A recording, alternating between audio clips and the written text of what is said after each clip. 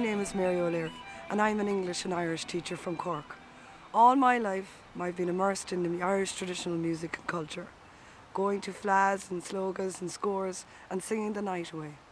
At these festivals and flas, the focus is always firmly on the musicians who enthrall their audiences with their skill and talent. But today, I want to pull back the curtain and take a glimpse at the lives of those all too forgotten alchemists who make the music possible. Let me take you on the journey of the instrument maker.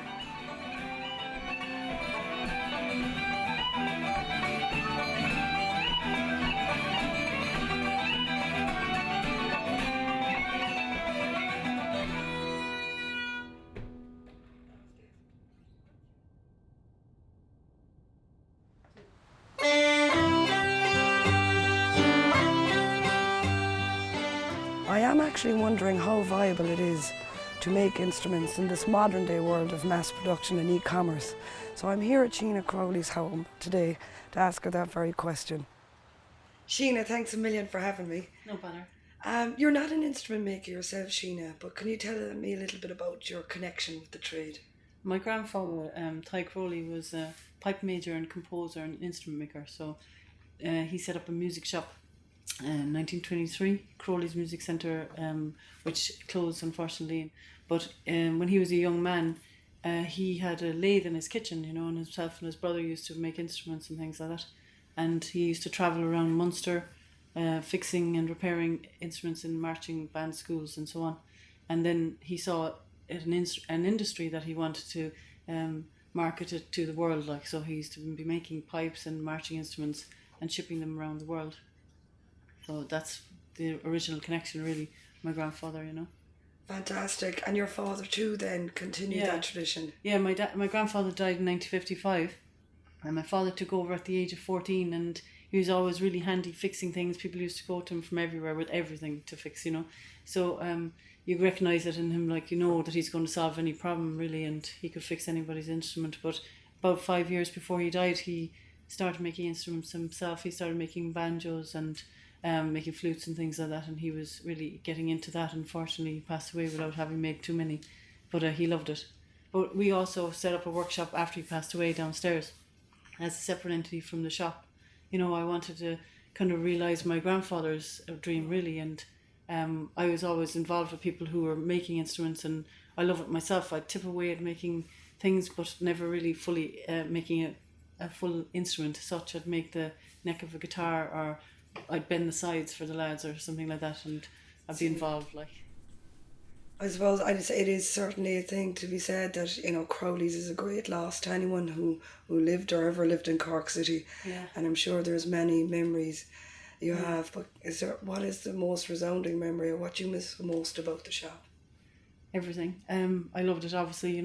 I grew up in it, and it was I had freedom being in that place. And I remember saying to my friends on Sunday night, they were always complaining about going to work on the Monday morning, and I was happy out, and they were saying, what's going on there? And I said, I love going to work, I just love it. But what probably is the biggest loss to me is the people. I miss them an awful lot. I could feel emotional about that, but I'll see them again, I know. It was this central hub where people from any background of traditional music or rock music, it didn't matter what it was, so we could meet everybody, So we got this continuous passage of great people, that's the thing you'd miss the most. I do miss the instruments course as well. You have an in-depth understanding, definitely. And I'm just wondering, what exactly would you think is the difference between a handcrafted instrument and one that is mass-produced? I personally think it's an awful lot to do with the energy of the maker, which might sound a bit strange, but if you open up an instrument that has been handmade for somebody specially, and you open up, take it out of the case, you feel it, you can actually physically feel something. Do you think there is a future for Irish instrument makers? Well, I certainly hope so, and there should be, because Ireland is all about, that's our history, we've come from centuries of incredible makers, and I know that people like Dante and Vincenzo Galilei, they all commented on the makers of Ireland and how famous they were, and that's up to the 17th century. That's incredible renowned skill that we had. Today you've got St. John's College in Limerick, the university in Limerick, and there's a course in Dublin of instrument making. So I'm sure there will be a great future, but I do think that the government needs to assist and support them in any way they can. And I was thinking that maybe somebody like Quilter, I don't know, they've got 400,000 hectares of land, like, which could be used in a certain way to have a crop tree that could be used for some instrument making, like the cherry, the apple, walnut, etc.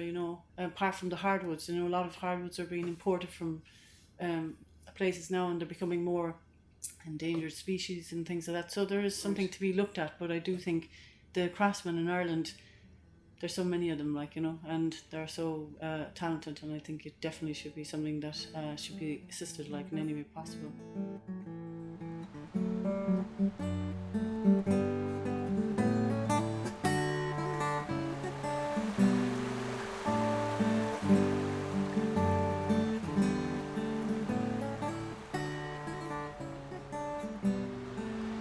I'm here outside St. John's College on Sawmill Street, and I'm here today to meet a man by the name of Declan Young.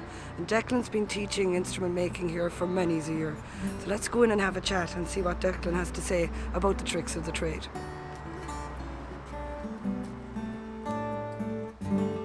So tell me a little bit about what sparked your interest in instrument making. Well, it came from playing. I've been playing since I was about 15. And just like every other guitar player, I did, running repairs on my own instruments.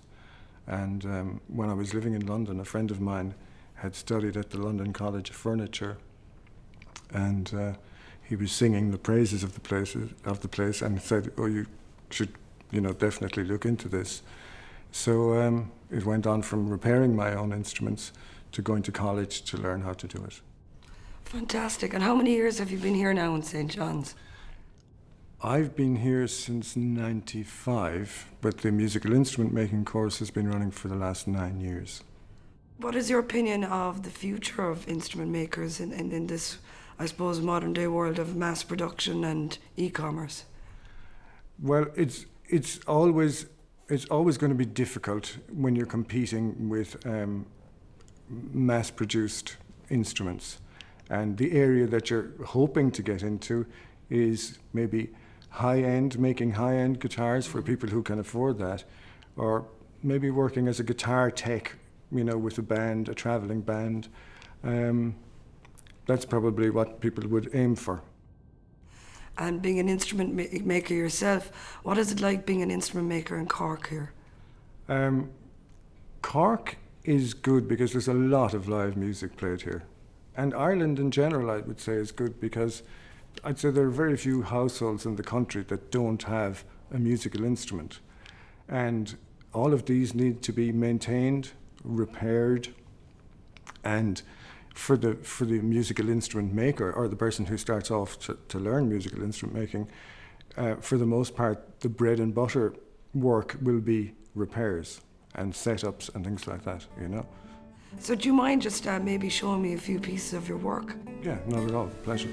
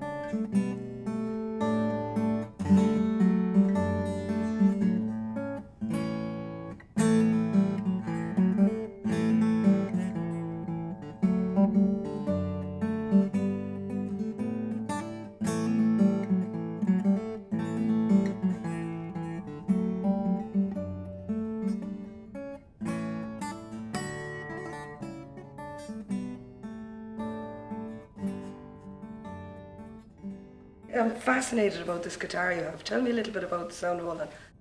If you tap the top of the guitar, you'll see that a lot of response there. But when you get up to what's called the upper bout, which is this part of the guitar, they're kind of acoustically dead spots. So if you take the sound hole from here and put it up in a dead spot, It has the huge advantage of letting all of the top here vibrate, gives you a greater resonance, greater volume, incredible volume for the size of the guitar. And also, if you're playing in sessions and so on, you can actually hear the sound of the guitar because it acts a little bit like a monitor as well. You can hear it better than you would if it's down here. You have another guitar behind you, which is another fascinating story. Can you tell us just a little bit about that one? Yeah, this one is made out of all recycled materials. I was around at a friend's house and he said, I've got these mahogany doors that I have no use for. Can you do anything with them? So I had a look at them and I saw that they were thick enough to be deep cut and cut into book-matched pieces for the top of a guitar and for the back of a guitar. And I also got the sides out of it. So having started the guitar using recycled material, I thought, wouldn't it be interesting to see if I could make the entire guitar out of recycled material? So everything that you see there, with the exception, say, of the machine heads, the frets and the strings, all came out of other pieces of furniture, in fact. And how many years now would you say did it take to get to this caliber of work and design in the guitar, in the making of the guitars? I suppose really since I took up working with timber. It's not where I started out. Originally I studied analytical chemistry out in CIT in Rossa Avenue, and I worked in the education system in London. But I found that it wasn't really satisfying me that much, in that there was no kind of tangible result at the end of my day's work. And this making instruments, making furniture, but making instruments specifically, I find that very rewarding in this sense.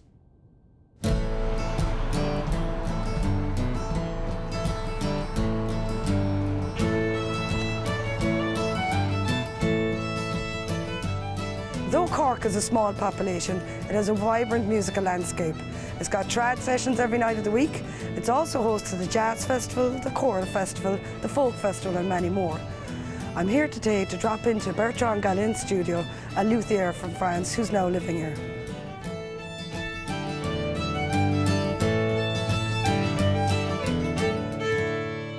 So Bertrand, thanks so much for inviting me into your workshop today. I know you're a busy man. Cork is such a vibrant city. Do you have lots of different clients coming to you here? Yes. Well, I just don't get choosy. I take what comes. And anyway, there's always some interest in any instrument. So the idea is that my job is to take care of the instrument and, if possible, improve its state. Usually when people come, there's something that needs to be done. It can be only just clean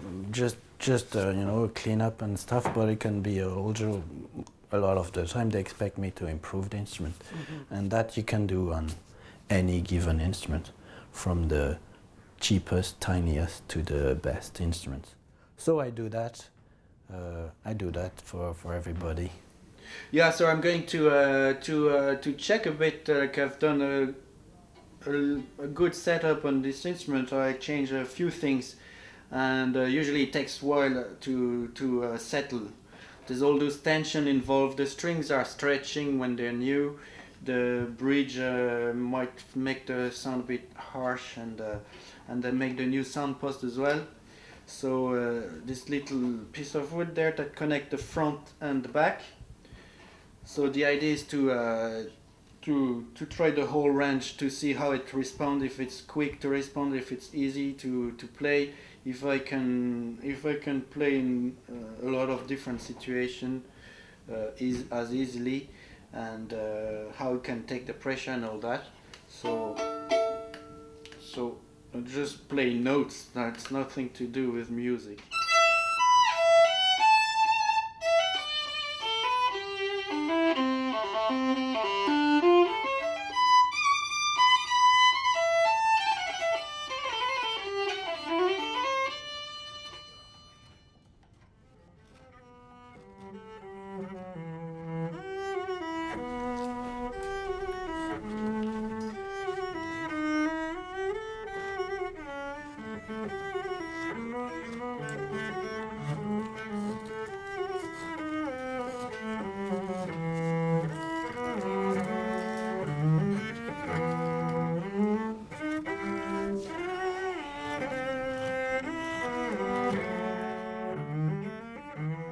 Oh, you're busy working away there. Yeah, I'm starting to work on a cello. Well, I'm starting on the scroll of a cello, and that will be for nobody, actually. I just made it for fun. Well, this is amazing work as well. Yeah, been working on this type of model. So those model, there's a difficulties to make very low arching, very low volumes like that. That blends very well. That's a tricky one, but that's what I'm working at. And the last time we were talking, we were in your workshop where you do mainly repairs, and here's where you actually make the instruments in your studio at home. Yes, I decided to separate both because they need a different frame of mind. This is more creative in a sense because you have to really use your senses a lot. She's mainly visual and acoustic at some stage, and repairing is more technical. Mm-hmm. And eventually also acoustic, but the whole core of the work is technical.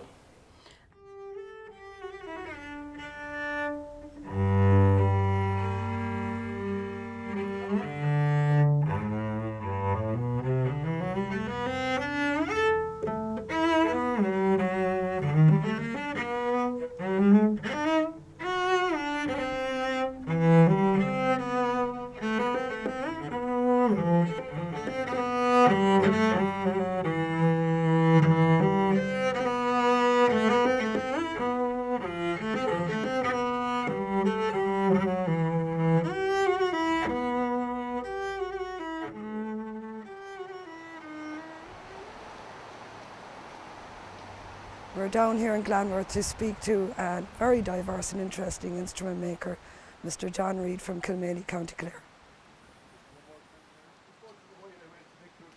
How are you? Hi, fair. Great to see you. Come in. John, I've known you a long time, and there's very rarely I've seen you without the pipes in your hands.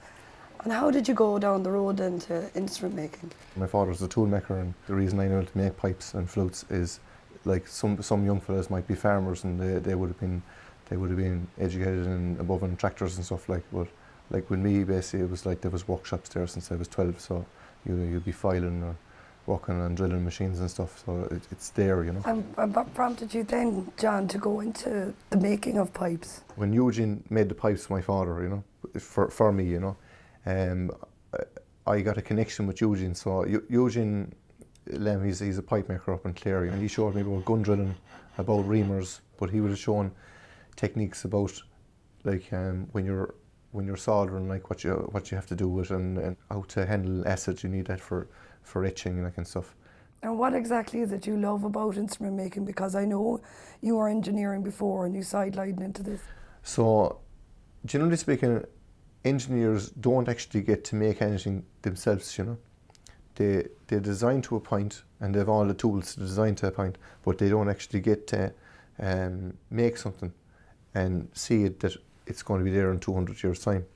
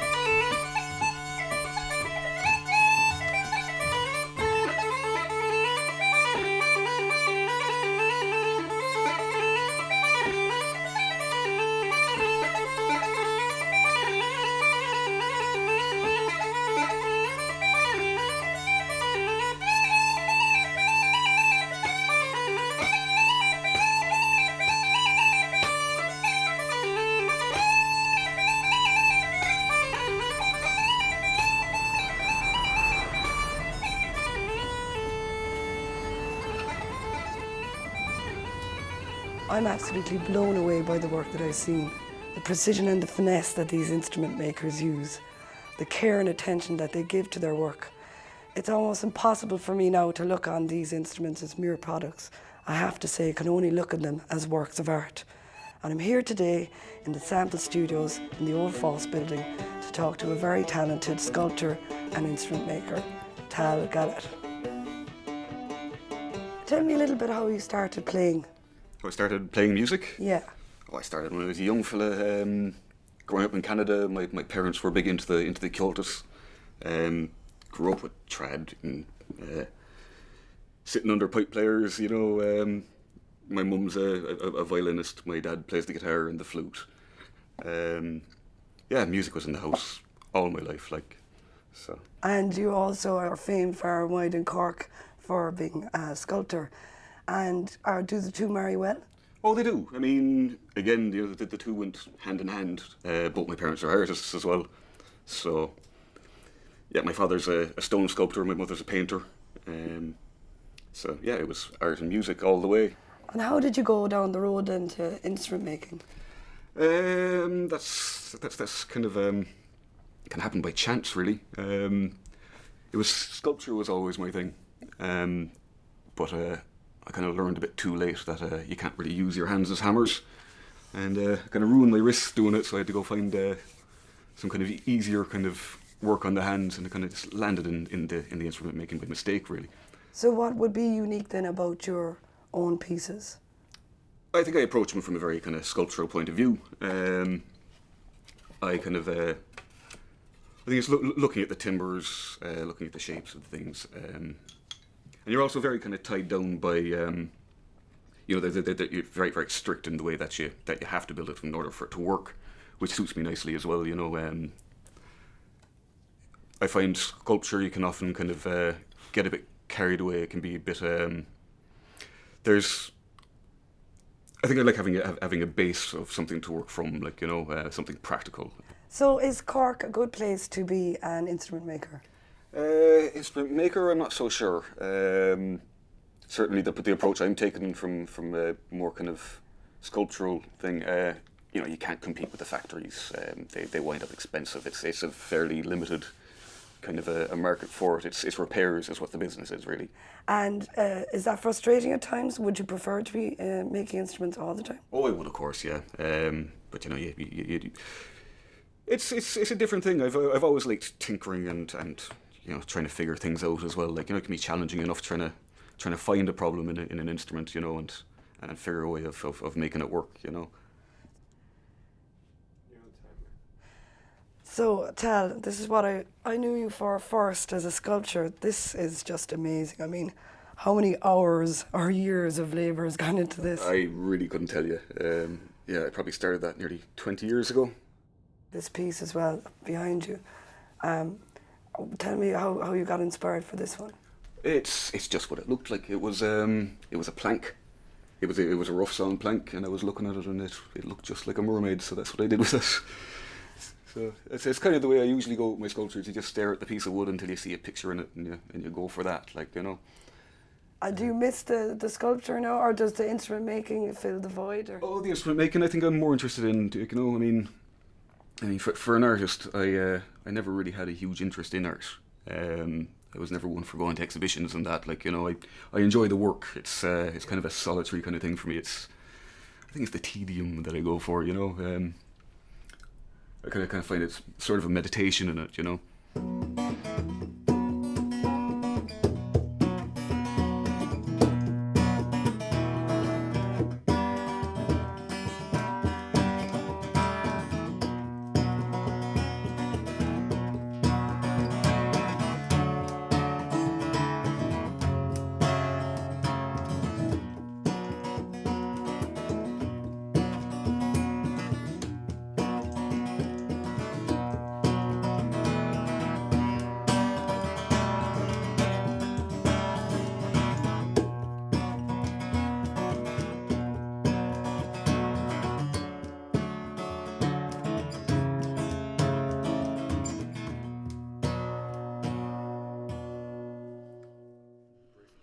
Well, my journey on the instrument making scene in Cork has come to an end.